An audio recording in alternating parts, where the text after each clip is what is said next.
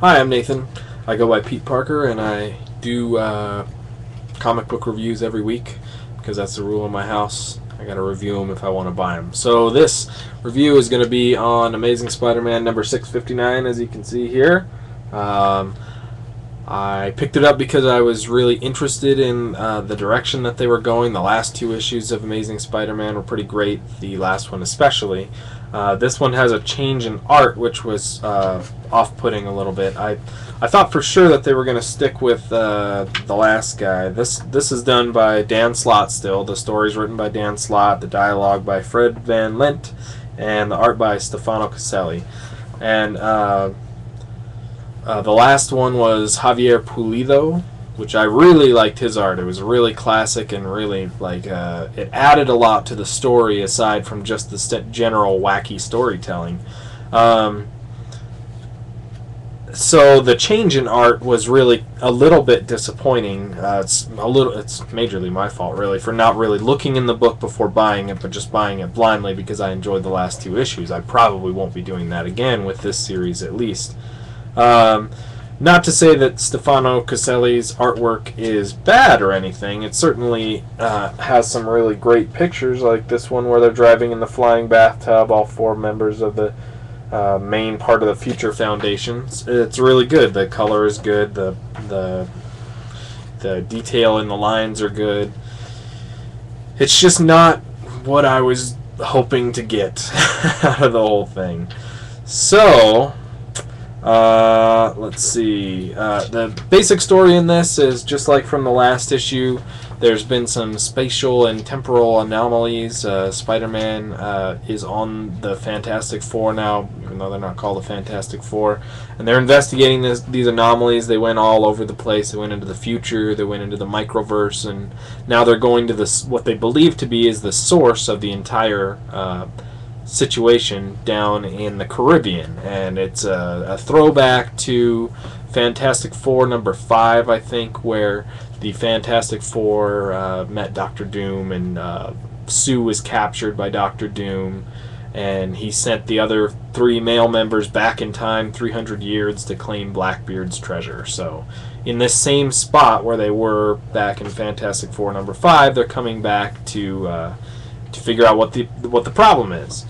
So when they get there, they kind of screw around a little bit and run into some local villagers who point them towards this big skull-shaped hole in the side of the mountain. So they go up there, and then there's zombie pirates that come out of the hole, and they're fighting them, and they believe that they're old-school pirates. So the Thing dresses up as Blackbeard again in the middle of the fight for some reason, and tries to tell them what to do from that, which is weird altogether. It's weird that you would stop fighting and then go put on like dress-up materials that they just happen to have, that happen to be exactly the way they were when, you know, he was Blackbeard previously, disguised in that.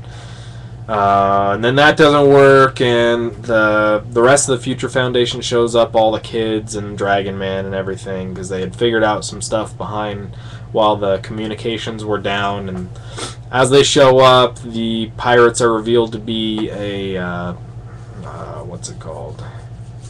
They're fake.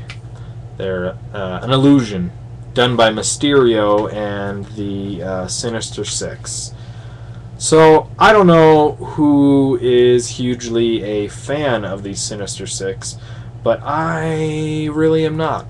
I like, it's an interesting concept, right? You have Spider-Man's main bad guys who get beat up by Spider-Man alone all the time, right? So they team up because they think that they have better chances against him altogether, swarming him.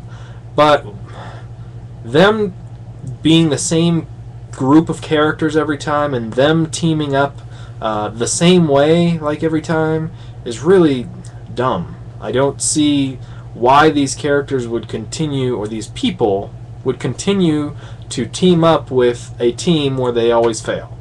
It doesn't make any sense. I mean, there's a lot of stuff like that anyway, but I think that's specifically what I don't like about the Sinister Six. I mean, here, there's the picture of the Sinister Six, with even Dr. Octopus and his whole new, you know, half brain dead only has his mechanical arm situation, it just doesn't seem like these guys would be together. And maybe they're not. Maybe it's all another illusion on top of an illusion, because that was the very last page anyway. But in parallel to this whole story, you have Carly Cooper sitting back in New York, all upset that she found out that Peter Parker is telling her that he's away on business, but his business doesn't send him away anywhere. So she knows he's lying, but she doesn't know what's going on. And then she's out there with her roller derby or roller hockey team or whatever, and they go out and drink because she's all upset. And then they're walking home, and her friends help talk her into getting a tattoo on herself, which ends up being a Green Goblin, or the Goblin group or gang, or whoever these people are. People that believe Norman Osborn was a good dude, that the gang that's out there. She gets that tattoo, or is about to anyway, and they don't show her getting it.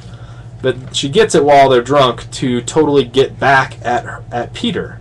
Now, I don't know if it's just me because I've gotten tattoos or I know tattoo artists, but I don't think that any, well, maybe not any, but any reputable tattoo parlor that's going to be open for a long time isn't going to tattoo people while drunk. And I believe here in Albuquerque, New Mexico, it's even illegal to tattoo somebody while they're drunk. So, because they can come back and sue you for, you know, their whatever, because you gave them a tattoo while they were drunk and they don't want it. But this chick, this tattoo artist, says that it's 40% of her business, and I don't understand why her friends egg her on into this, and she, as a smart adult female, would totally get to this point. I mean, tattoo is pretty serious for most people, and there's lots of people that have bad tattoos. But I don't think, while it's often probably discussed during drunken nights out with friends, it's not actually done.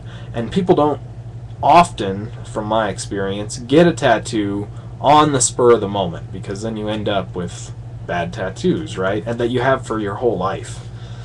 So I found that whole scene really like a poor depiction of this adult woman who works for the CSI, who's having problems with her boyfriend. Maybe they're not as adult as they seem, but they are working. They're outside of college age, so who knows what age they actually are. It just didn't seem like a very good depiction of a woman wanting to get back at her boyfriend, so she gets a tattoo. It's like, kind of paints her as pretty stupid, and maybe she's just making a mistake, but still.